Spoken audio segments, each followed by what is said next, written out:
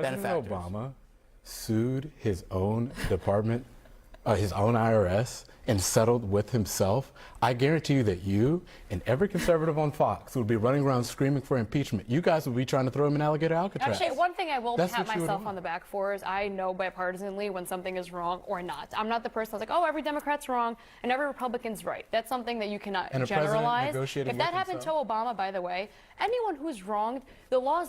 Try picturing this for a second. Picture Barack Obama filing a lawsuit against his own DOJ, then walking that lawsuit back, but not before arranging for a payout north of $1.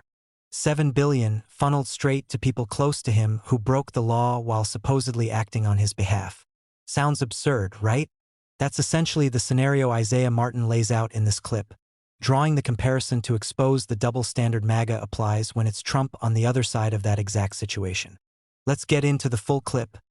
I'll share my take once it wraps up. Hi, everyone. I'm Jessica Dean in for Abby Phillip today, and we're still 3 months from the dog days of summer. But for Donald Trump's political standing, it's hot as hell already. For the past 3 months, the president launched a war that's still going without an obvious end at this moment, sending gas prices through the roof. No state has had less than $4 a gallon 48 hours ago. Inflation is rising. Mortgage rates rose to the highest they've been in 9 months. Bond yields are the highest since before the financial crisis, and his poll numbers keep crashing. But all the president can seem to talk about over and over are the things like his arch, the reflecting pool, his marble walkway, and the ballroom, which he gave a tour of this week. This is a gift to the United States of America. And more than a gift, it's going to be one of the most beautiful buildings that's ever been built in the country or in Washington, D.C. This is not for me. This is my gift to the United States of America. When it comes to those gas prices mentioned, he doesn't think much of them.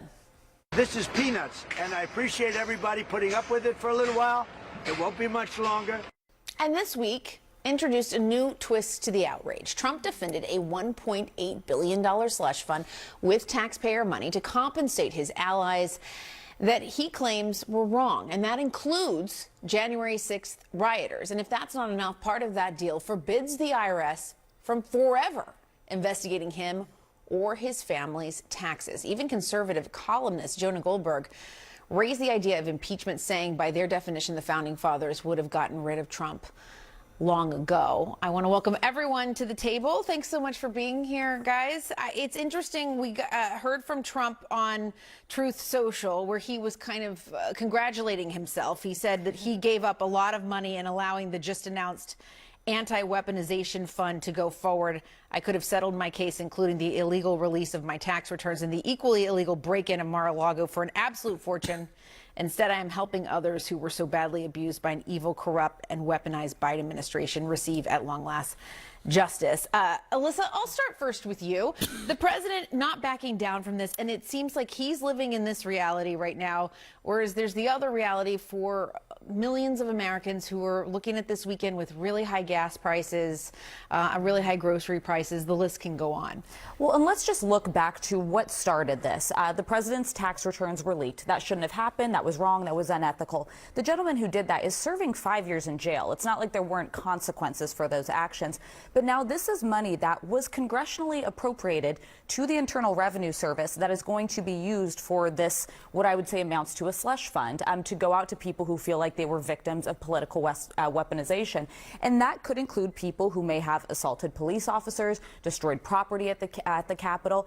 And I'd also remind you, those people, most of them already received blanket pardons from the president or commutations of their sentences.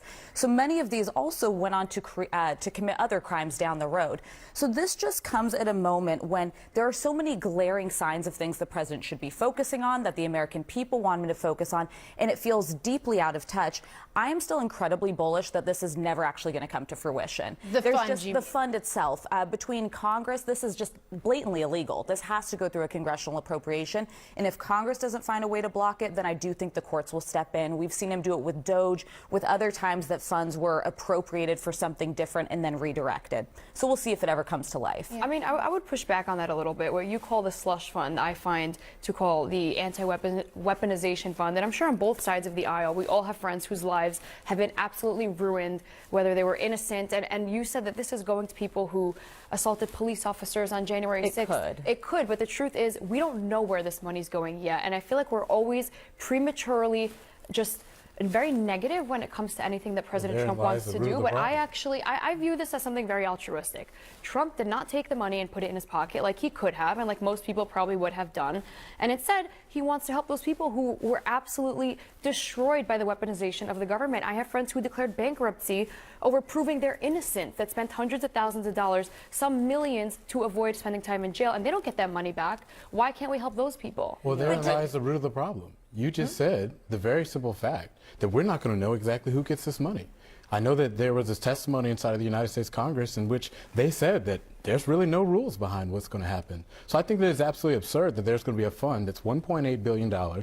We don't know where the money's going to go through. Yes. And honestly, we don't know if we'll ever know who the money's going to go to. You don't think that that's absurd, that like the President of the United States can create a fund and divvy payments to people and we don't know who the money goes to? I mean, we know that it's going to people who have been weaponized by the government. Now, whether that goes to, like you said, January 6th protesters or people like James Comey, who I find is guilty, we don't know yet. So why don't we wait and see before we are outrageous? Going to give James Comey a payout for wrongful prosecution as they're trying to prosecute him. That doesn't seem like. But that doesn't mean he's innocent.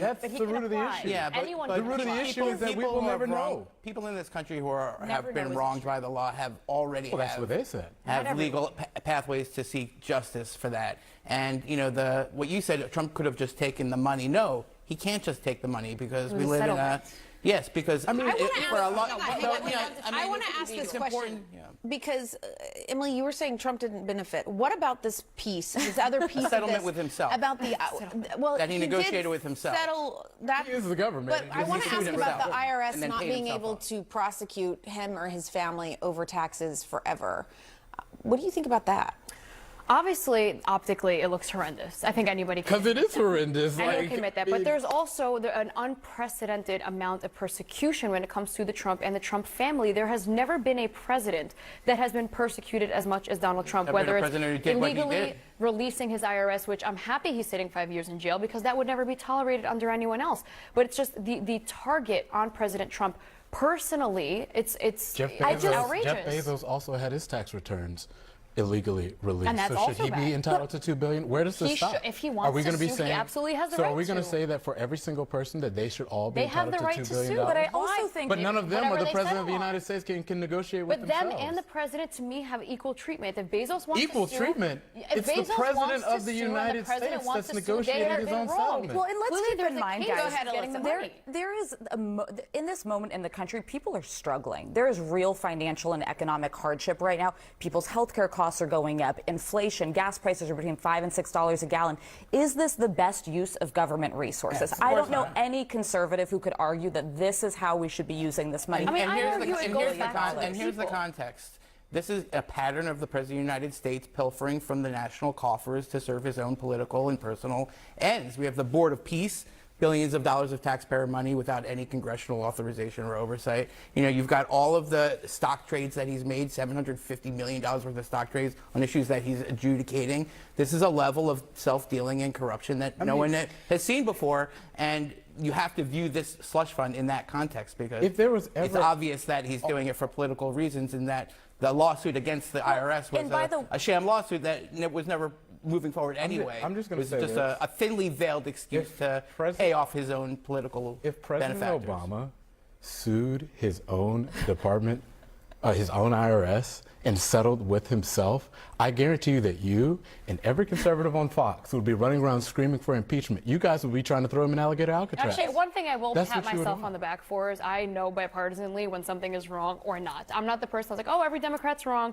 and every Republican's right. That's something that you cannot generalize. If that happened to Obama, by the way, anyone who's wronged, the law is the same, whether you're the president or not. If somebody did leak Obama, why can't we? He's negotiating with himself. No one else has that ability. You cannot compare him to other billionaires, to other people, to other people on earth, because he's the one that dictates the terms of his own settlement. If we could just get a commitment from the administration that not a single dollar would go to somebody who assaulted a police officer, I agree we could begin a conversation. Maybe I still wouldn't support it, but some Republicans in the Senate might. But we couldn't even get that from the Deputy Attorney General, a commitment that leaders of the Proud Boys and the Oath Keepers might not get $1 million settlements to then what, fund domestic terrorism?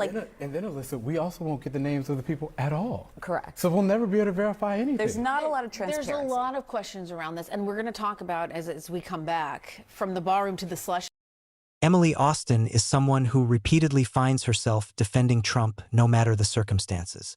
And it's something I bring up often on this channel. Supporting Trump requires accepting a certain level of ongoing embarrassment, because the alternative is admitting the inconsistency out loud. What Isaiah Martin put to her was a smart move, because it forces MAGA supporters into a corner where they either have to lie to us directly or admit they'd be furious if Obama had done the same thing Trump did.